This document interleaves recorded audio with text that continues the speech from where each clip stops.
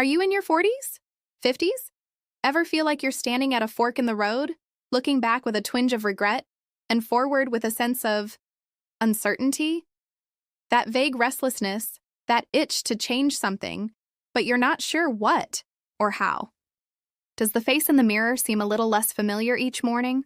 The lines deeper, more gray hairs showing up? Maybe your career feels stalled, familiar relationships seem a bit stale, and that question, what's this all really for, keeps echoing in your head. If this sounds familiar, you might be navigating what many call the midlife crisis, or perhaps more accurately, midlife stress syndrome. It's not a clinical diagnosis, but it is a challenging transitional phase, one packed with opportunities to reassess, realign, and find deeper meaning in your life. In today's video, we're diving into the undercurrents of this stage. We won't shy away from the internal conflicts, the tug-of-war between desire and reality, past and future. Drawing inspiration from timeless wisdom, like how Stoicism teaches us to find peace, purpose, and inner strength even amidst adversity, we'll explore the signs and causes of midlife stress. More importantly, we'll discuss practical advice and real solutions to help you not just get through it, but actually thrive during this pivotal chapter. Let's begin this journey of rediscovery together. So, how do you spot the signs of this internal storm? Midlife stress doesn't look the same for everyone. It can be a low hum of discontent, or hit like a tidal wave, and often, it's riddled with contradictions. You start replaying past choices. What if I'd chosen a different major? What if I'd married someone else? What if I'd taken that risk? The past gets romanticized, while the present feels gray.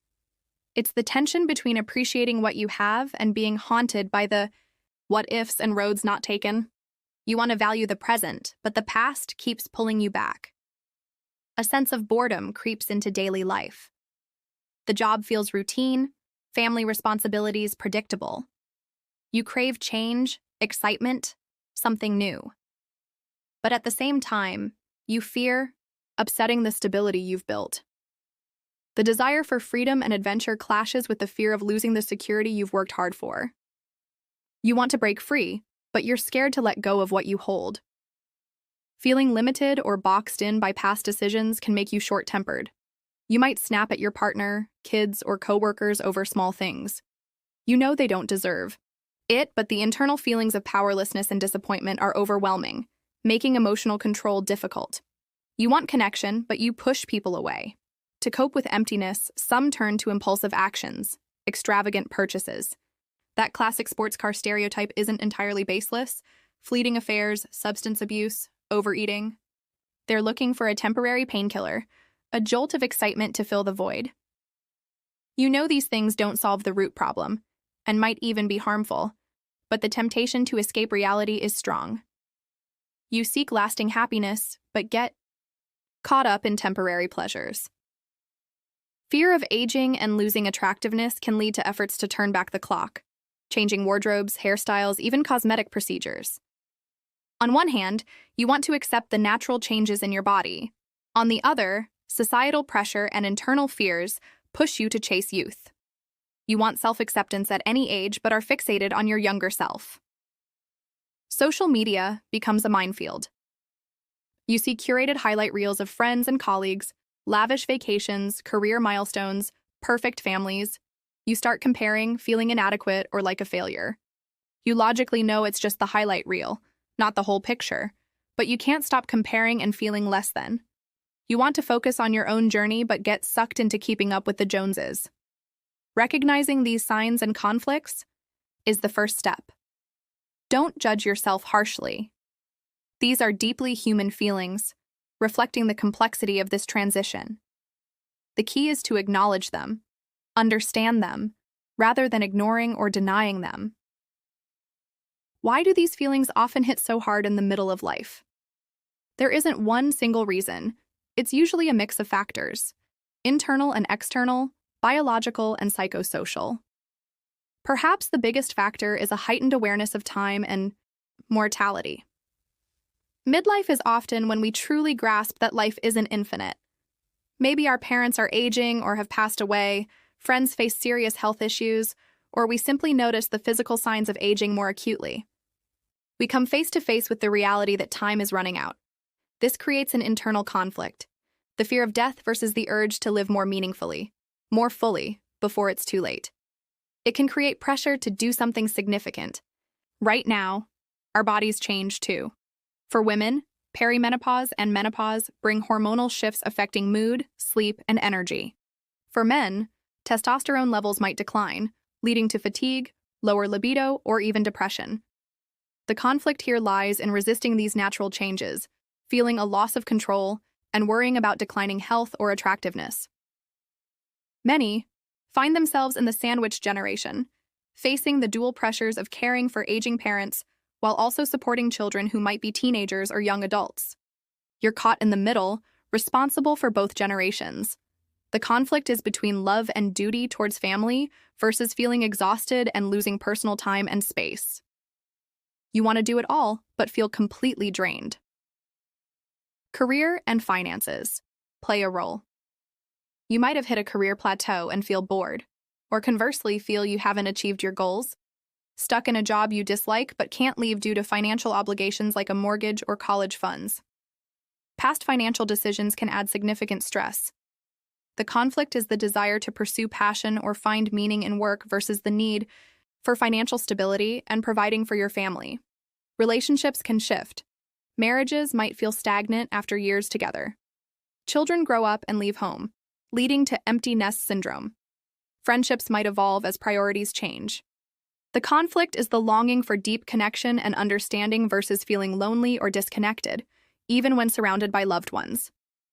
You want to reconnect but don't know how or feel too tired to try.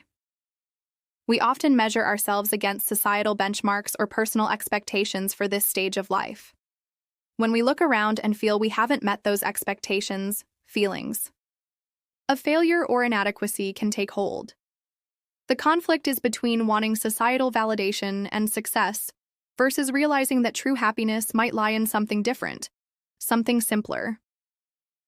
Understanding these underlying causes helps us be more compassionate towards ourselves and others going through this. It's not a personal failing, it's a natural part of the life journey, an invitation to reassess and adjust our course. Facing this internal storm isn't easy. There's no one-size-fits-all solution, but certain principles and actions have proven effective, helping us not just navigate the storm, but find new strength and meaning. Remember, though, applying these often involves wrestling with internal conflicts. First, learn to accept change. Instead of fighting the current, learn to ride the wave. Stoic philosophy teaches us to distinguish between what we can control and what we can't. Aging, biological. Shifts the passage of time. These are largely beyond our control. Resisting them only brings more suffering. Practice acceptance instead. Acceptance isn't resignation. It's acknowledging reality so you can act more wisely. The conflict you'll face? How do you accept wrinkles and declining energy when society glorifies youth? How do you let go of regret? It's a real struggle between wanting to hold on to the past and finding peace in the present. Start small. Practice daily gratitude for what you have. Focus on health rather than just appearance. Second, rediscover or redefine your purpose, your compass for the next leg of the journey. Feeling empty often stems from losing direction or realizing old goals no longer fit. This is the time to ask, what truly matters to you now? What passions have you put on hold? What core values do you want to live by? Purpose doesn't have to be grand.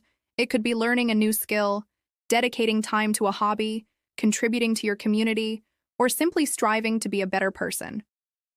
The conflict? Fear of failure when trying something new. Am I too old to start over? The pressure to maintain a stable career. How can I risk quitting my job for a passion project? Or self-doubt.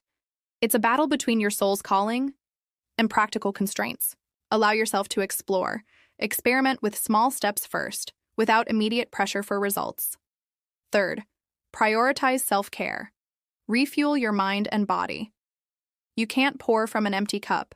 Taking care of your physical health, healthy eating, sufficient sleep, regular exercise, and mental well-being, meditation, journaling, hobbies, seeking therapy if needed, is crucial. This isn't selfish. It's essential for having the energy to continue caring for others. The conflict? Guilt about taking time for yourself, especially for those in the sandwich generation. The pressure to always appear strong, never weak. Pudding. Your needs first can feel selfish. Remember, self-care is an act of strength, not weakness. Start by carving out even just 15 to 30 minutes a day for yourself. Fourth, nurture and renew relationships. Connections are lifelines. Communicate openly and honestly with your partner about your feelings and fears. Spend quality time reconnecting with your children as individuals. Seek empathy from trusted friends. Sometimes setting healthy boundaries is also necessary. The conflict? Fear of vulnerability when opening up, embarrassment about admitting, struggles, or long-standing communication roadblocks. Healing or refreshing a relationship takes courage and effort from both sides. Start by listening more, expressing appreciation, and daring to state your needs gently. Fifth, challenge old assumptions. Rewrite your life story. We often get stuck in limiting beliefs about ourselves, success, and happiness. Midlife is a chance to question these. Do society's definitions of success truly resonate with you? What does happiness genuinely mean to you? Is there a more meaningful path available? The conflict? The comfort of old thought patterns versus the uncertainty but potential of new perspectives. Changing core beliefs is like rebuilding a foundation. It requires courage to face truths and accept imperfection. Try reading new books, taking courses, or talking with people who think differently to broaden your horizons. The journey through midlife stress isn't a straight line. It's more like a spiral, with steps forward and backward. There will be days you feel strong and hopeful, and other times when those internal conflicts resurface and doubts creep back. That's completely normal. More important than any specific outcome is the process of facing challenges, learning, and growing. Midlife, with all its complexities and struggles, isn't an ending. It's a precious opportunity to reconnect with yourself more deeply, shed what no longer serves you, and build a more authentic, meaningful life based on your core values. Don't think of it as a crisis, but as an invitation to rebirth. A chance to write the next chapter of your life story with the wisdom, compassion, and courage you've gained over the years. Remember, you're not alone on this journey. Seek support, share with people you trust, and don't hesitate to reach out for professional help if you need it. True strength isn't about never falling. It's about getting back up each time. Peace isn't the absence of difficulty, but the ability to face difficulty with inner stability. Purpose isn't some distant destination, but the meaning you find in each step along the way. Embrace this stage of life in all its complexity.